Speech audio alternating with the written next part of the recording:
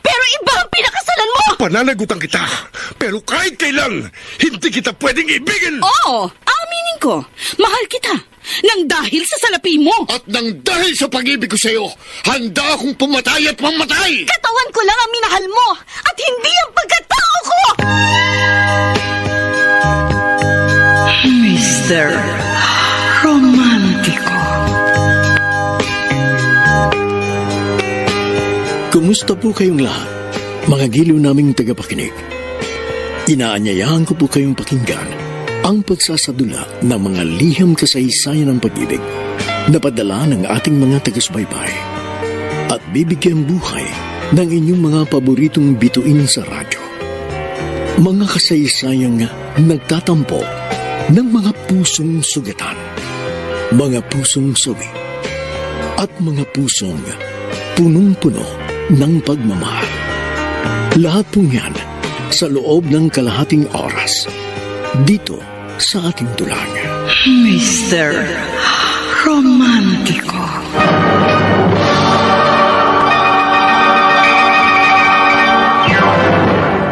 Di ba may lakad kayo ni Manuel mamayang hapon? O bakit hindi ka pa naghahanda? Maaga pa po, Ma. Alas 4 pa naman po yung usapan namin. Ganun ba? Opo. Oh, kumusta na ang soon-to-be bride? Ay, bakit parang malungkot ka? Kinakabahan po ako. Ha? Bakit ka naman kakabahan, anak? Mabuting lalaki si Manuel. Masipag, mapagmahal. At higit sa lahat, may kinabukasan ka doon. Sinasabi ko sa'yo, hindi ka magsisisi na siyang pinili mong mapangasawa. Oh, mahal mo ba talaga si Manuel? Oo po, Ma. Oh, Mahal ko po siya. bakit may pag-aalinlangan ka? Hindi naman ako nag-aalinlangan kay Manuel. Pero syempre, hindi ko rin po maiwasan na kabahan. Lalo na't ilang araw na lang, mag-iiba ng takbo ng buhay ko. Alam mo, para mawala yung mga kaba mo, ay magdasal ka. Hilingin mo sa itaas na bigyan kanya ng lakas ng loob para harapin ang bagong yugto ng iyong buhay may asawa.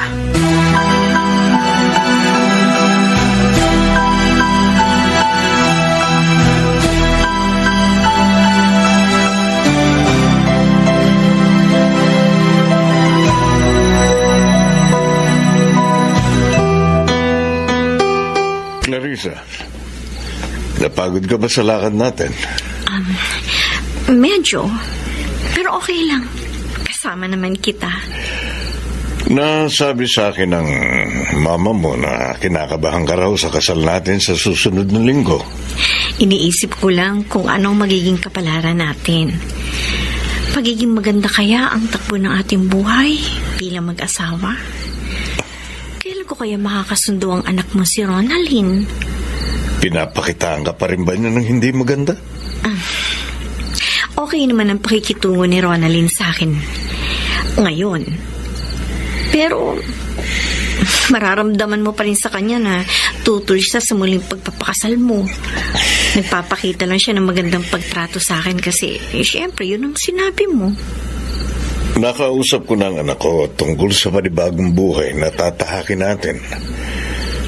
Nangako naman siya sa akin na uunawain niya ang lahat at handa ka raw niyang igalang bilang stepmother niya. Well, siguro nga sa kalooban niya tutol pa rin siya sa relasyon natin, pero alam ko matatanggap din niya ang lahat balang araw. Manuel, Huwag ka nang mag-alala. Dapat pareho tayong masaya dahil malapit na ang ating espesyal na araw. Manuel, salamat. At akong napili mong mahalin. Sa Diyos tayo dapat magpasalamat dahil pinagtagpo niya tayong dalawa.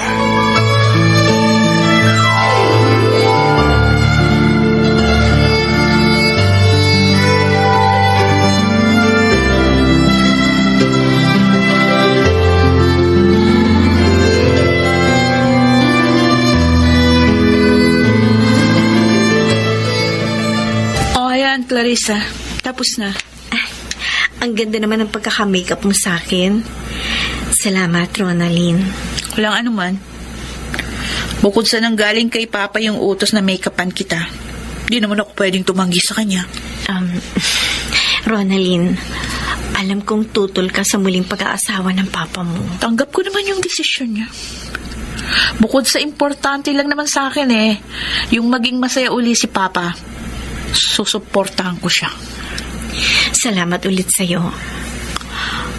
Ang hiling ko lang sa'yo, sana maging mabuting asawa ka rin sa kanya. Mahalin mo siya hanggang sa huli. Maasahan ko ba yon?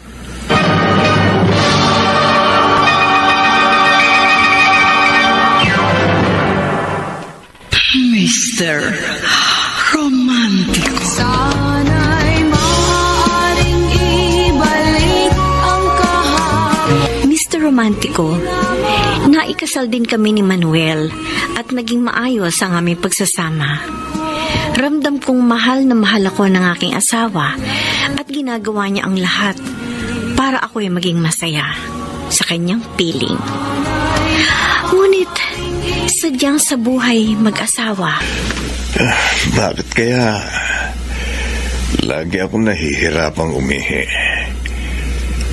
Tapos pag nakaihi na ako, may nakikita akong dugo sa ihi ko. Sumasakit din ang buong katawan ko. Ano kaya itong sakit ko? Manuel? Manuel, ayos ka lang ba dyan? Sandali lang, mahal. Tapos na ako. Plus ko lang to sandali.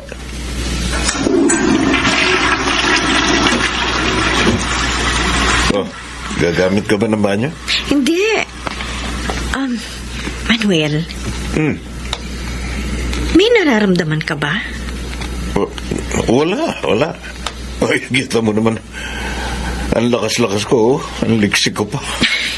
Napapansin ko kasi, parang may iniinda kang sakit sa katawan. Oh. At saka, pumapayat ka. Uy, alam mo namang on diet ako, di ba? Diet ba yung kumain ka ng 3 chicken barbecue kanina sa birthday party ng apo mo? Nako. Tana na nga sa kwarto, mahal. Kinaantok na rin ako Ayan. Pasok na. Halika na.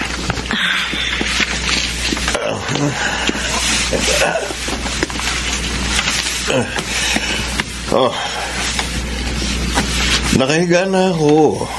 Ba't hindi ka pa mahiga? Halika na. Manuel, tatapatin na kita. Nag-worry na ako sa iyo Bakit? Yung health mo. Oh. Parang hindi okay. Sabihin mo nga sa akin, ano ba ang mga nararamdaman mo? Yun lang. Nahihirapan akong umihi. At kapag nakaihi naman ako, may kasamang konting dugo. Madalas din sumasakit ang buong katawan ko, lalo na yung mga buto ko. Sabi ko na nga ba Clarissa, alam kong nag-aalala ka para sa akin, pero sabi ko naman sa iyo, kaya ko ito. Huwag ka na mag-worry, okay? Bukas sasamahan kita. Magpa-check up ka sa doktor para malaman at maagapan yung sakit mo.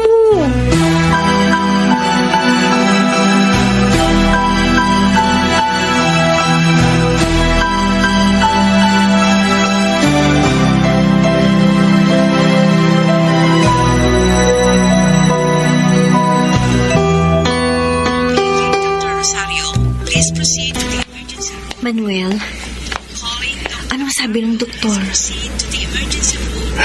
May isinagawa silang ilang test sa akin, Tatawagan na lang daw nila kapag may results na. Pero, Clarissa, Bakit? sabi sa akin ng doktor, may mga nakita silang sintomas na may diferensya ang aking prostate. Isa pa, yung papa ko, prostate cancer ang ikinamatay. Kaya may posibilidad na magkaroon din ako ng ganoon. Diyos ko. Espekulasyon pa lang yun. Hintayin muna natin lumabas yung mga resulta ng lab test.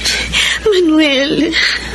Sakali mang may prostate cancer nga ako, hindi mo naman ako iiwan, di ba? Sasamahan mo kung lumaban hanggang sa gumaling ako. Oo naman. Manuel, hindi kita iiwan. Ano man yung nararamdaman mo, naririto ko para tulungan at alagaan ka.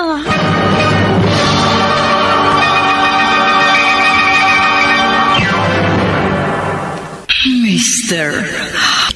Pa, nakapagluto na ako ng pananghalian, oh. O aalalayan ko kayo papunta doon sa mesa. Wag na. Ha? Nakakatayo at nakakalakad pa naman ako. Salamat, Ronaldin. At nagkaroon ka ng oras na dalawin ako. Hindi ba ako nakakaistorbo sa trabaho mo? Huwag kayo mag-alala pa. Home base yung trabaho ko, kaya hawak kong oras. Okay. Balik ka na. O, ayan na. Upo na kayo sa mesa pa.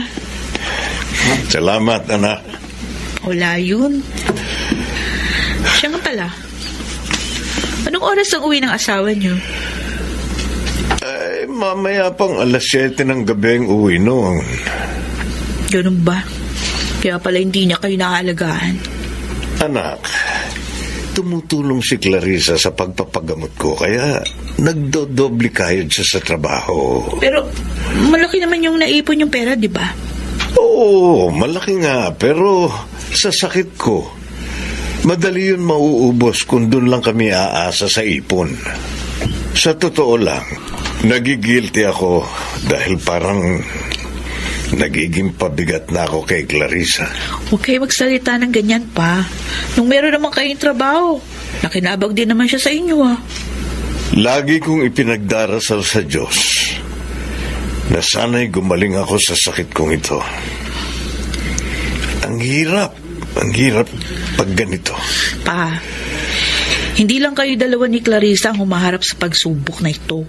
Kasama pa rin ako. At handa akong tumulong sa abot ng aking makakaya.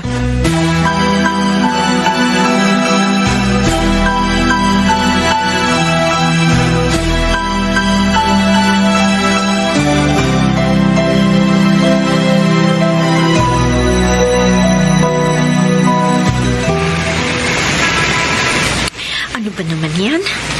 Wala akong masakyan jeep. Paano ko makakauwi nito?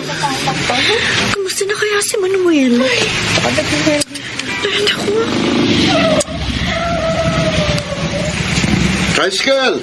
Tricycle kayo dyan. Wala kayong masasakyan jeep ngayon kasi strike. Ayaw aprobahan ng gobyerno yung hiling nilang taas pasahe. Ako, kung magta-tricycle Go, naman kayo. ako, Miss, sigurado ano? mahal ang pamasahe. Mula Freeport area hanggang Biara. Ikaw, miss. Liga. Ah? Liga na sa tricycle ko. Magkano ang pamasahe, Manong? Manong talaga. Tignan mo naman ang itsura ko. Mukha ba akong manong? Ay, sorry, bossing. Bata ka pa pala. Tingin ko, magkasingidad lang tayo eh. Teka, saan ka ba, miss? Sa Biyaan. Biyaan? Oo. Ako, malayo nga yun ah. Pero sige. Yatid kita sa Biyaan. 30 lang ang pamasahe. Mura lang pala. Oo, mura lang. Sige, sasakay na ako. Kailangan ko na kasi makauwi ng bahay.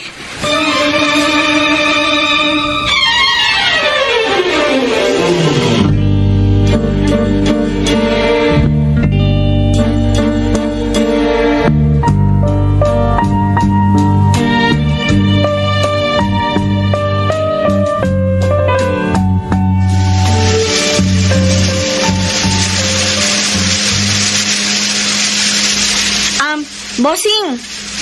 Diyan na lang ako. Okay.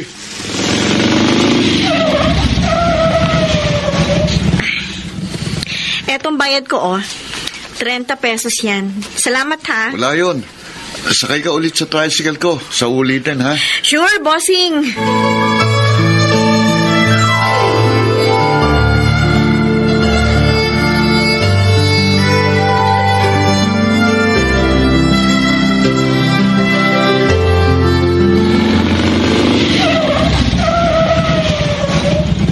Ay, sa wakas.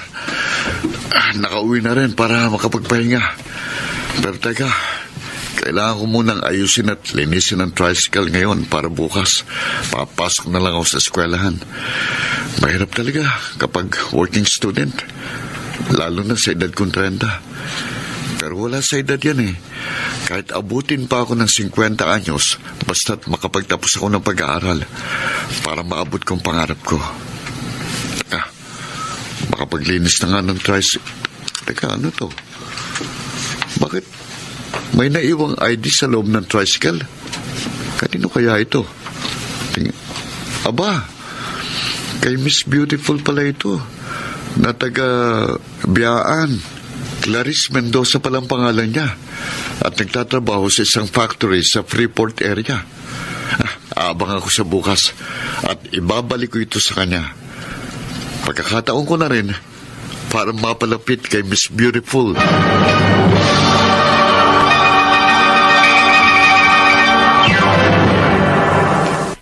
Mr. Romantico. Sayang, ngayon lang tayo nagkatagpo. Kaagad. Sana hinintay mo na ako para maalalayan kita. Maaring may cancer ako pero hindi naman ako baldado. Nakakalakad pa rin ako. Siya, sige na. Maupo ka na, mahal. Pinagluto kita ng agahan. Nakapaglaban na rin ako, kaya wala ka na aalalahanin. Clarissa, Oh, bakit malungkot ka? ang dami mo ng sakripisyo para sa akin. Nakukonsensya na rin ako. Imbis na makatulong, nagiging pabigat pa ako sa'yo. I'm sorry, Clarissa. Manuel, ilang beses ko nang sinabi sa'yo, kailanman hindi ko inisip na naging pabigat ka sa akin. Ginagawa ko lang ang obligasyon ko bilang asawa. Alam mo, naniniwala ako gagaling ka.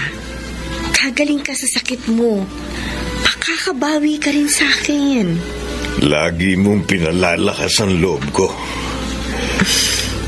Napakaswerte ko dahil akong minahal mo.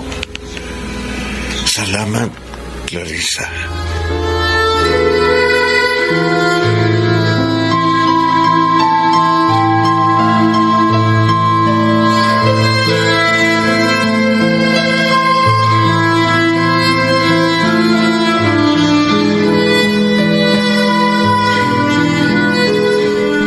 Nasaan na yung ID ko?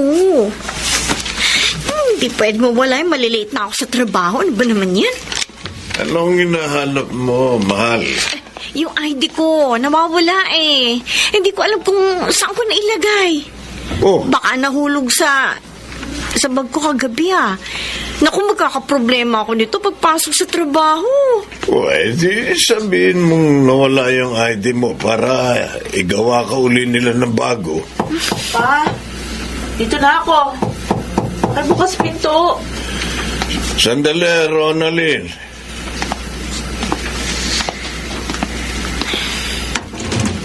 Anak, pasok na. Clarissa, meron naghihintay sa'yo na tricycle driver sa labas. Ha? Tricycle driver? Oo. O, tamang-tama. Yun na lang ang sakyan mo papunta sa trabaho.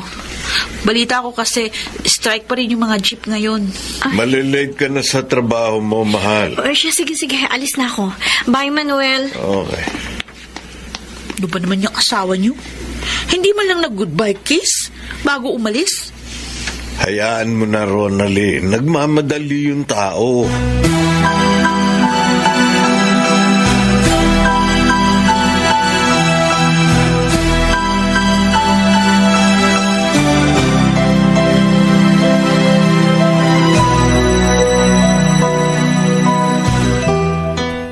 Clarice, Ay, ikaw pala yung sinasabing tricycle driver na naghihintay sa akin. Bakit mo nga pala alam ang pangalan ko? eto, naiwan mo sa loob ng tricycle ko kagabi. Ay, ang ID ko. Ay, naku, buti naman at nakita mo to. Namumroblema na nga ako kanina pa kakakahanap dito eh. Salamat, bossing, ha? Benny, Salamat ulit, Benny. nga pala, sino yung babaeng napagtanungan ko nang pumasok sa loob ng bahay mo? Medyo masungit eh. Ah, yun? Stepdaughter ko yun. May asawa ka na pala. Oo. Pero nasa bahay lang siya kasi may sakit eh. Yung anak ka nag-aalaga sa kanya habang nasa trabaho ako. Ah, ganun ba? O ano pa hinihintay natin? Sakay ka na. Malilate ka na sa trabaho mo. Mabuti pa nga.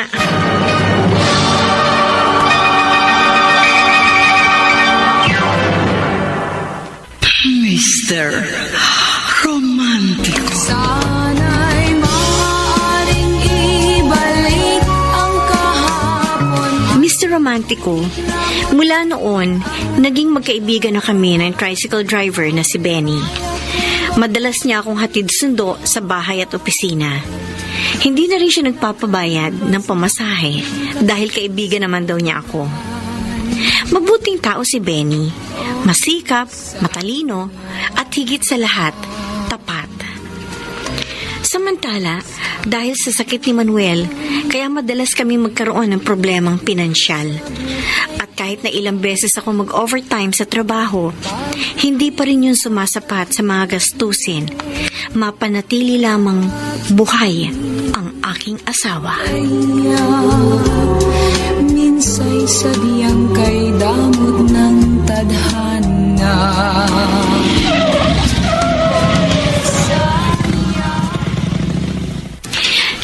Salamat ulit sa paghatid sa akin dito sa bahay, Benny, ha? Pagod na pagod ka eh.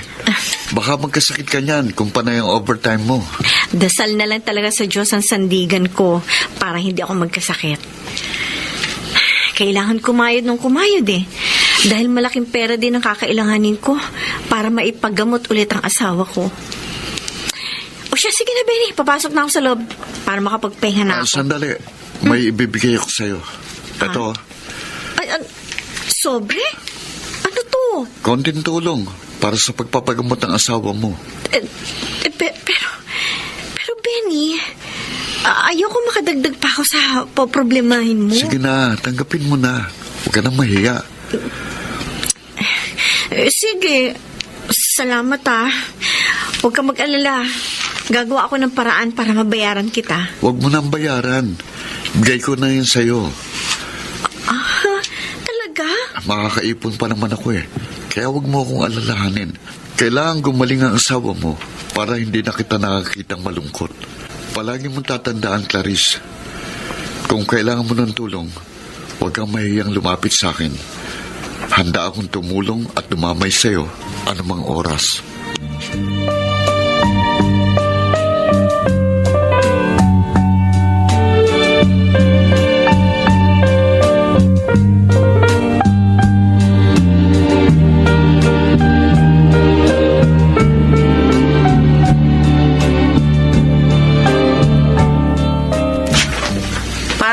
Eto na.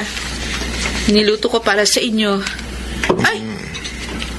Clarice, nandito ka na pala. Maaga yata uwi mo. Oo, maaga ko kasing natapos yung trabaho ko sa opisina. Kaya pinauwi na ako ng boss ko. Uy, dapat ka lang pa uwi ng maaga. Ay, mukha ka ng haggard. Ano nga pala yan niluto mong pagkain, anak? Ginisang pechay tsaka repolyo na may konting karne ng baboy. Oo. Hindi ko din namihan yung karne kasi bawal sa inyo. Mukhang masarap. Ay, tara, kumain na tayo. Mahal, siya nga pala. Naaprubahan yung vacation leave ko ng 5 araw. Kaya masasamahan kita pagbalik natin sa ospital. Buti naman. Para magkaroon ka ng panahon sa asawa mo. Samantalahin mo na rin yan para makapagpahinga ka. Yun nga, mahal. Kailangan ko talaga ng pahinga. Ay, siya nga pala. Meron akong tatanong sa iyo, ha? Kaano-ano mo yung tricycle driver na madalas na naghahatid sundo sa iyo? Kaibigan ko. Talaga? Kala ko pinsan mo. Kasi napapansin ko, close kayong dalawa. Kaibigan ko si Benny. At saka siya na rin yung inuupahan ko para ihatid sundo ako sa trabaho.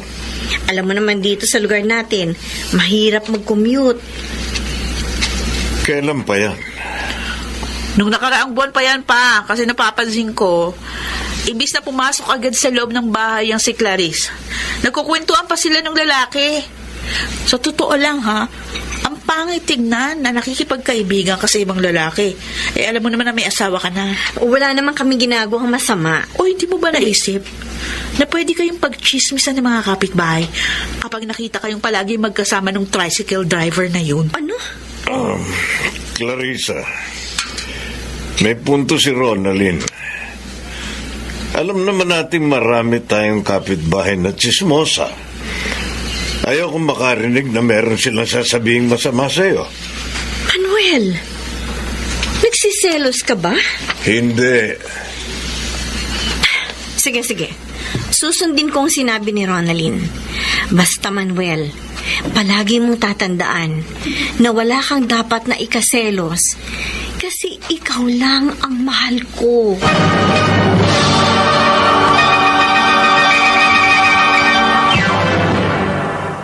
Mr. Oh, nandito tayo sa tapat ng barangay hall ng Biyaan. Dito mo na ako ihahatid sundo sa tapat ng barangay hall, ha? Para makaiwas ako sa mga chismosa sa lugar namin. Naintindihan ko, Clarissa. Ayoko rin naman kasing magselo sa akin ng asawa mo eh. Ano, kumusta na pala siya? Wala pa rin pagbabago sa estado ng kalusugan niya. At nakakaapekto na yun sa pag-uugali niya. Madalas siyang galit, aburido. Nawawala na siya ng pag-asang gumaling. Mahirap na sakit ang prostate cancer. Oo nga, yun nga, Benny. Sa totoo lang, hindi ko na rin alam kung gagaling pa ba ang asawa ko sa sakit niya. Huwag ka pa rin mawala ng pag-asa. Maging matatag ka. Dahil sa panahon ganito, kailangan ng asawa mo ng matibay na masasandalan. At ikaw yun. Ipakita mo sa kanya na matatag ka, matapang ka, para hindi siya mawala ng pag-asa at lumabang pa rin para sa buhay niya. Alam mo, Benny, ikaw ang nagpapalakas ng loob sa akin. Kung hindi tayo nagkakilala, baka matagal na akong sumuko. Maraming salamat at palagi kang nandyan sa tabi ko para tumulong. Ginagawa ko ito kasi mahalaga ka sa buhay ko.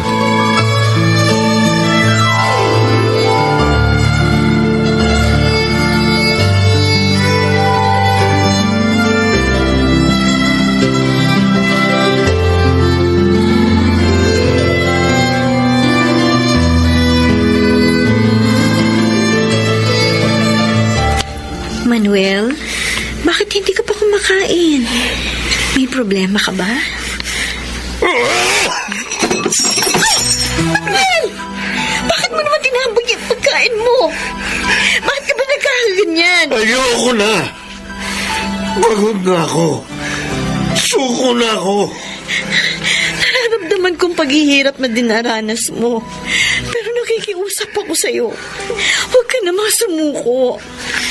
Ang haba na ng nilakbay natin. At saka sinabi ko naman sa'yo, hindi ba? Hindi ka nag-iisa sa labang ito. Kasama mo ko, Manuel. Magtutulungan tayo hanggang sa gumaling ka. Nakukonsensya na ako, Clarissa. Nakikita kong hirap ka na dahil sa akin. Hindi ko na kayang makita ka na ganyan. Ayoko nang maging pabigat sa'yo. Manuel, ilang beses ba sasabihin ko sa'yo, hindi ka pabigat? Naiintindihan kong pinagdaraanan mo. Hindi mo kasalanan magkasakit, Manuel. Ang kailangan mo sa ngayon, matibay na pananampalataya sa Diyos. Clarissa. Tama na. Tama naman. Gagaling ka rin. Magtiwala lamang tayo sa Diyos.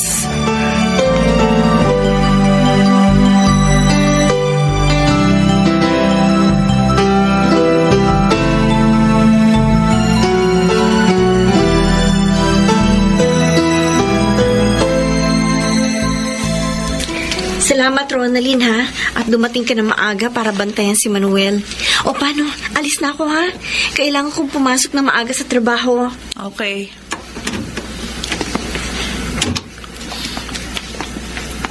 Umalis na si Clarissa. Sundan ko kaya, aalamin ko kung sinong maghahatid sa kanya sa trabaho. Ayun si Clarissa. Naghihintay sa tapat ng barangay hall. Hindi niya ako makikita dito dahil nagtatago ako sa likod ng van. Ay, may humintong tricycle. Yun na namang tricycle driver na kaibigan niya ang maghahatid. Nagsinungaling si Clarissa sa amin ni Papa. Sabi niya, iniiwasan niya na ang lalaki na yon. Hindi kaya may relasyon silang dalawa? Kailangan malaman ito ni Papa.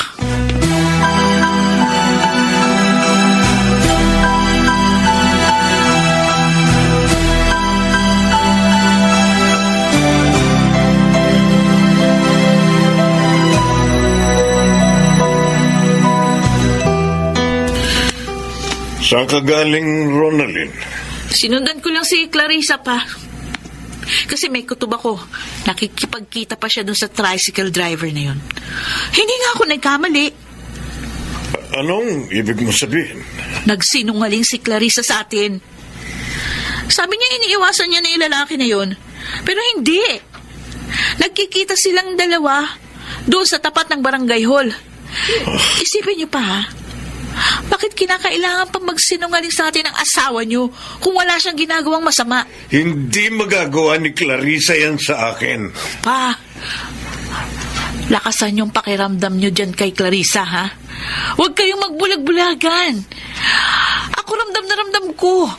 May ginagawang kabalbalan ang magaling niyong asawa.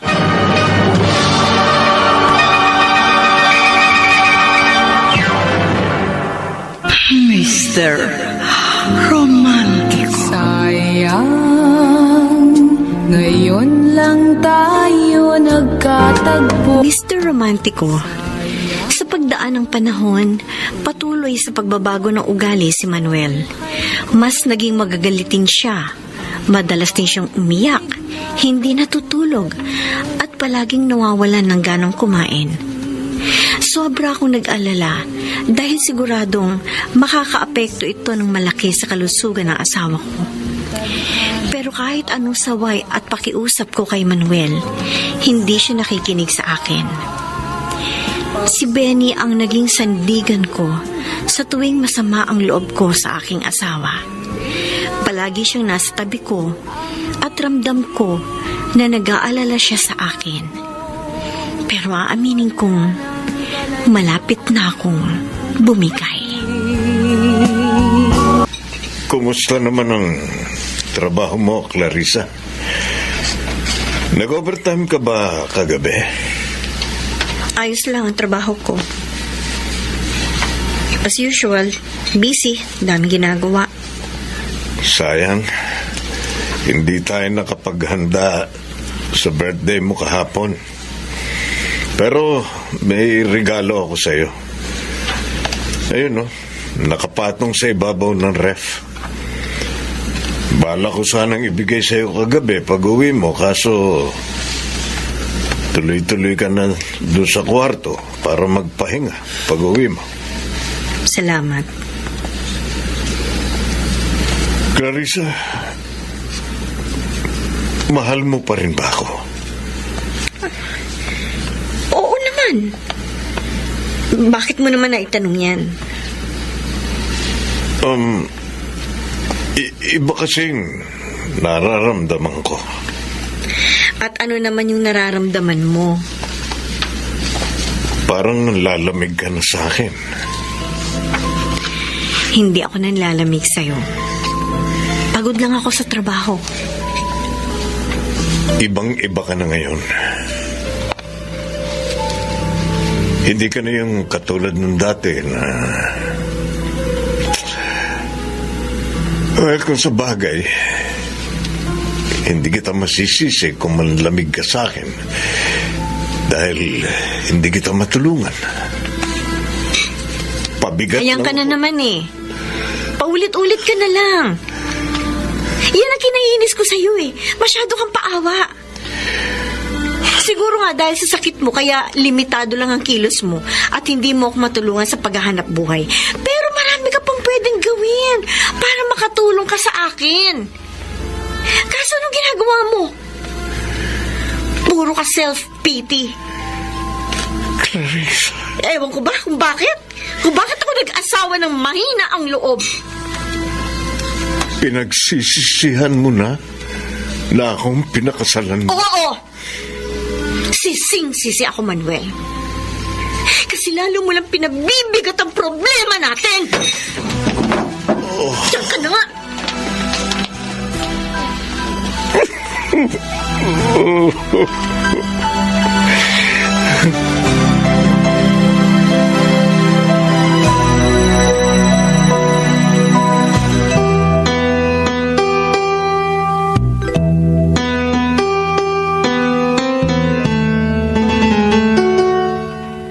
Ay, nako, Clarissa. Mabuti naman at dinalaw mo ako dito sa bahay. Miss na kita. Kayo rin po, ma. Namiss ko po kayo. Pasensya na kung hindi ako masyado nakakadalaw dito sa inyo. Oo, maupo ka muna, anak. Salamat po. Oh, kumusta na pala yung asawa mo? Ayun. Palala ng palala ang sakit. Pati yung ugali niya naapektuhan na rin. Kaya ka ba napadalaw dito? Dahil nagtalo kayo mag-asawa? Opo, ma. Paano ba naman kasi? Ang hina ng loob niya. Mabigat na nga po yung problema namin. Lalo pang bumibigat dahil sa pag-uugali niya. Ako, anak. Pagpasensyahan mo na lang ang asawa mo. Alam ko mabigat na pagsubok yung pinagdadaanan nyo. Pero hindi pa rin yung dahilan para bumitiw kayo Ma, pareho. pagod na ako. Hindi ko na alam ang gagawin ko sa kanya. Gulong-gulo ng isip ko sa kahanap ng solusyon sa problema namin. Pagod na akong kumilos mag-isa. O ano ngayon ang plano mo? Hihiwalayan mo na ba ang asawa mo?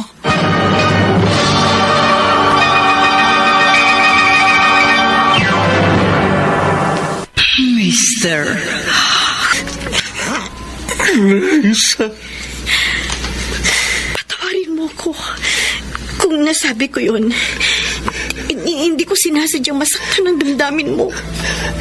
Pero, yun ang totoo, Manuel. Bakit nawala ang pagmamahal mo sa akin? Dahil ba sa may sakit ako at naging pabigat na ako sa iyo? Dahil ba sa malapit na akong mamatay? Manuel! Alam mo, kung sa ibang asawa yan, binugbog ka na o di kaya pinatay ka dahil sa pagtataksil mo. Pero hindi ko kayang gawin yun sa iyo kahit na ginagawa mo akong tanga. Clarissa, mahal kita. Kung alam mo lang kung gaano kasakit sa akin na malaman na hindi ka na masaya sa piling ko. Masakit na malaman na niloloko mo ko. Masakit na ibang laman ng puso mo. Ginawa ko naman ang lahat para maging mabuting asawa. Nung wala pa akong sakit, binigay ko sa iyo lahat ng oras at atensyon. Buong buhay ko, binigay ko. Kulang pa ba yun? Patawarin mo ko, Manuel. Huwag kang mag-alala. Hindi ko kayang magalit sa'yo kahit na masakit itong ginagawa mo sa akin. Ganyan kita kamahal, Clarissa. Ganyan ako nagpakatanga sa'yo. Ganyan ako nagpakamartir dahil mahal kita. Kung ayaw mo na sa akin, kung hindi ka na masaya, hindi ko na ipipilit pa ang sarili ko. Pinalalaya na kita. Kung sino man yung kalaguyo mo, magsama kayo. Huwag ka mag-alala. Hindi ako magagalit dahil ang hangad ko lamang maging maligaya ka sa buhay mo.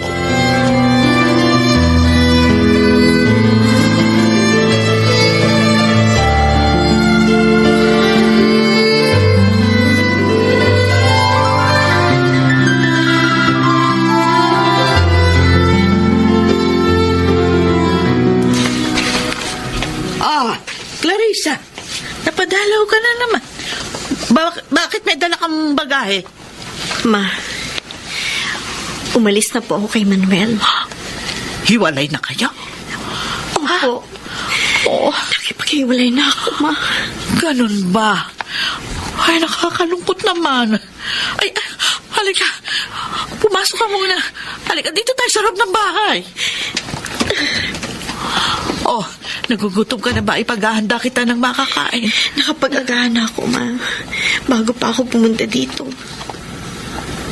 Bakit kayo nag-away ng asawa mo? Nag-away ba kayo? Hindi naman kami nag-away, Ma. Pero kasi kailangan po namin gawin ito. Para hindi na lalong masaktan ang mga kalooban namin. O wag po kayong mag-alala. Si Manuel mismo ang nagpalaya sa akin. Ano bang dahilan? Bakit umabot kayo sa ganong sitwasyon? Aaminin ko na sa inyo, Ma. May iba akong mahal. Sino? Benny po ang pangalan niya. Pero wala pa po kami relasyon. Sigurado ka ba sa mga nararamdaman mo? Hindi ko ma-describe kung gaano ko kamahal si Benny, Ma. Pero isa lang ang sigurado ako. Mas mahal ko siya kaysa kay Manuel. Ay, nire-respeto ko yung desisyon mo, Clarissa. Pero hindi ka ba nakukonsensya sa ginawa mo kay Manuel? Iniwan mo ang asawa mo sa gitna ng kanyang karamdaman. Ay, wag naman sana, pero alam mo, kutob ko dahil dyan sa ginawa mo, baka mas mapadali ang kanyang buhay. Ma, Kakayanin mo ba? Na kapag may nangyaring masama sa asawa mo, syempre hindi. naku anak, sana, nilawakan mo muna ang pag-iisip mo bago mo hiniwalayan si Manuel. Marahil may pagbabagong nangyari sa kanyang ugali, pero buo ngayon ng takot at pangamba. Dala nga nung sakit na nararamdaman niya. Kailangan niya ng pangunawa at karamay. At ikaw ang inaasahan niya na gagawa nun kasi asawa ka. Pero Ma, ginawa ko na yun. Alam ng Diyos na hindi ako nagkulang sa kanya. Sana hindi mo pa rin siya iniwan. Anong gusto niyong gawin ko, Ma? Ang magtiis sa piling niya? Hanggang kailan? Hanggang kailan ko gagawin yun? Paano naman ako, ang puso ko, ang mga nararamdaman ko? Oo, nakukonsensya ako. Kasi tinalikuran kong obligasyon ko sa kanya bilang asawa. Pero Ma, ayoko namang mabuhay sa panghihinayang. Dahil hindi ko nakasama ang totoo kong mahal. Clarissa, sa mata ng Diyos at ng batas, kasal kayo ni Manuel. At ang ginawa mong pagtalikod sa asawa mo ay isang malaking kasalanan. Handa ko pong harapin yun, Ma. Ay sana, hindi mo ito pagsisihan sa huli.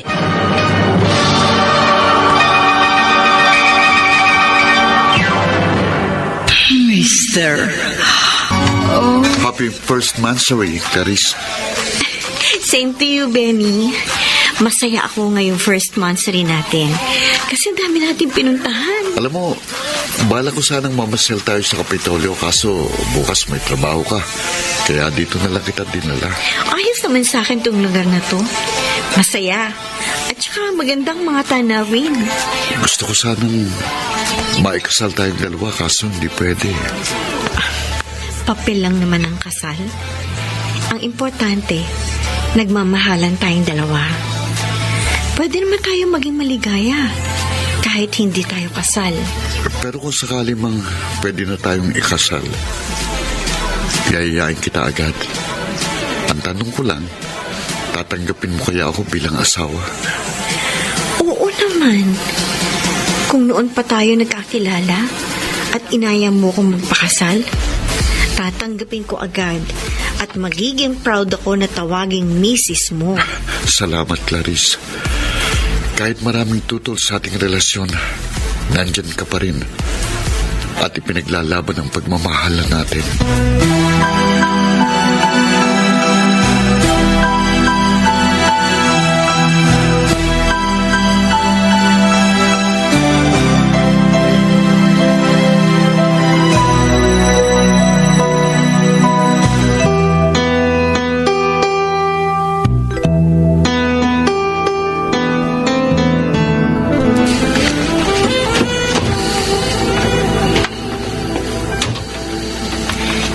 Benny, bakit dinala mo ko dito sa motel?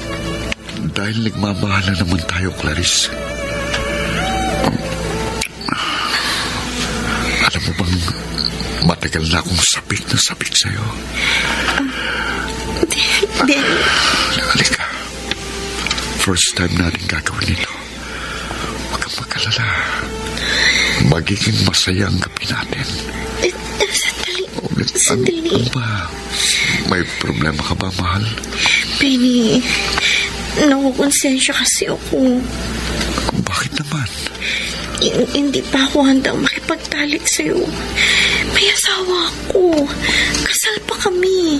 Pero hiwalay na kayo ni Manuel. Ang pangit pa rin tingnan. Benny, mahal kita. Kaya lang, parang uusigin ako ng Diyos kapag ginawa natin to. Oo, may relasyon tayong dalawa. Kaso, May natitira ka pa rin bang pagmamahal kay Manuel? Benny, Irerespeto ko kung hindi ka pa rin handang makipagtalik sa akin dahil kasal ka pa sa iyong asawa. Hindi lang naman sex ang sukutan ng pag-ibig ko sa iyo.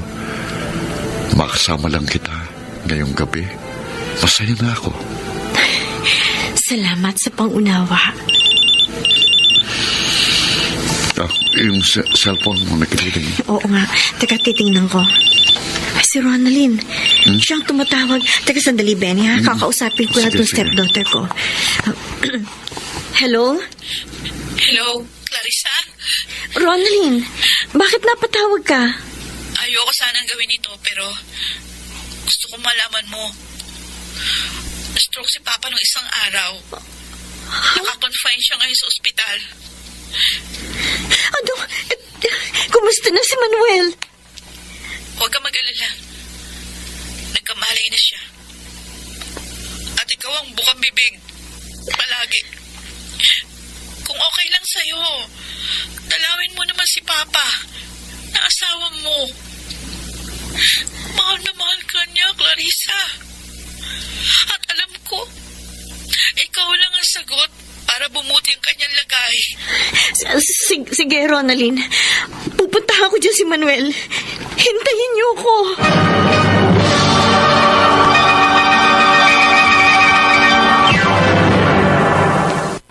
Mr. Romantico. Sayang, ngayon lang tayo nagkatagpo. Mr. Romantico, nagka-mild stroke at na-confine si Manuel sa ospital. At ako na ang nagbantay at nag-alaga. Clarissa, tama ang ginawa mong desisyon. Mahal ko si Benny, Ma. Naniniwala ako na sa ngayon, naguguluhan ka sa mga nararamdaman mo. Pero alam kong darating ang panahon na mapagtatanto mo na tama yung ginawa mong pakikipaghiwalay kay Benny. Hindi ko ipipilit sa iyo na pakasalan mo si Manuel kung hindi mo siya mahal. At lalong hindi ka babalik sa kanya kung si Benny talaga ang mahal mo. Nakita ko kung gaano mo kamahal si Manuel noon. At alam kong maibabalik mo rin yun sa kanya.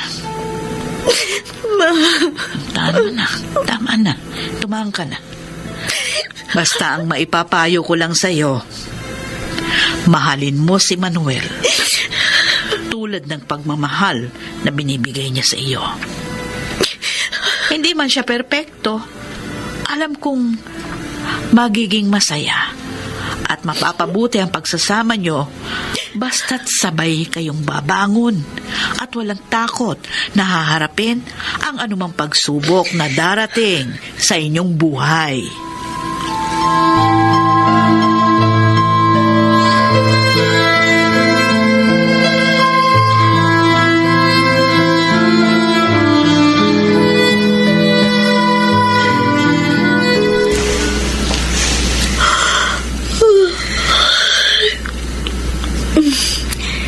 Nakatulog pala ako dito sa sala.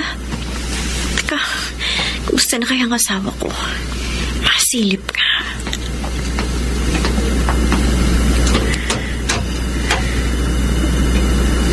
Si Manuel, natutulog pa rin. Teka, natutulog siya na walang unan at kumot.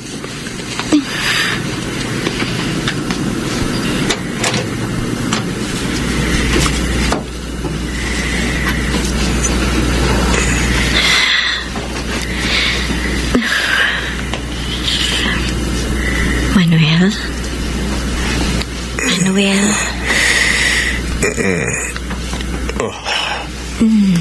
Nakatulog ka na walang unan at kumot. Eto. Oh, salamat. Ako nang magkukumot sa'yo, ha? Ayan. Sa susunod, huwag ka matutulog na walang kumot at unan. Malalamigan ka niyan. Bukas na bukas pa naman yung bintana. Mahalaga pa rin pala ako sa iyo. Siyempre naman. Asawa kita. Sige, matulog ka na ulit. At matutulog na rin ulit ako. Sandali, Clarissa. Bakit? Total, gising na rin naman tayong pareho. Pwede ba tayong mag-usap? Tungkol saan? Kaya ka ba bumalik sa akin dahil sa pagmamahal mo sa akin o dahil sa awa lang? Pareho. Mahal kita, Manuel. At ayoko nakikita kang naghihirap o nasasaktan.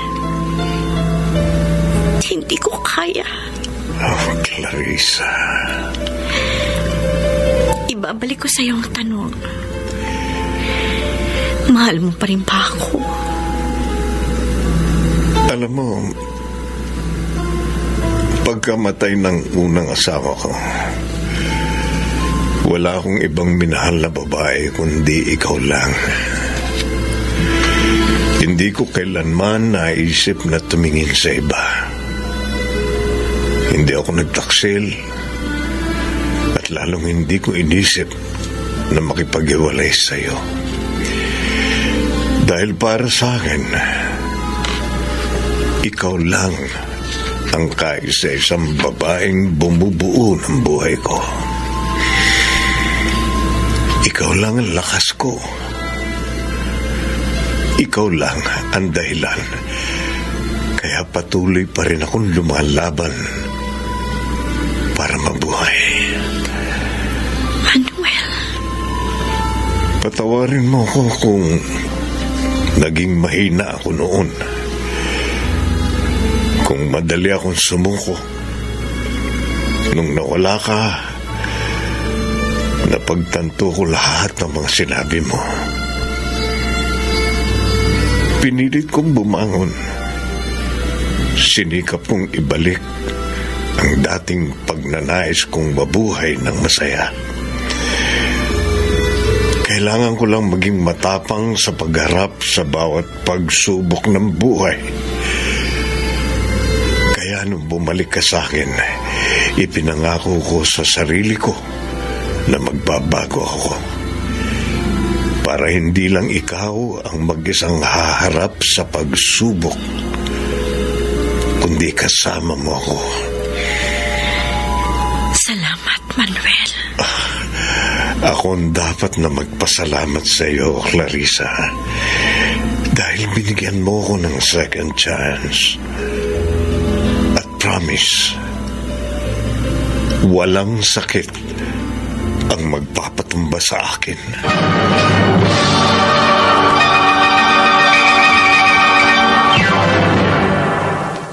Mr.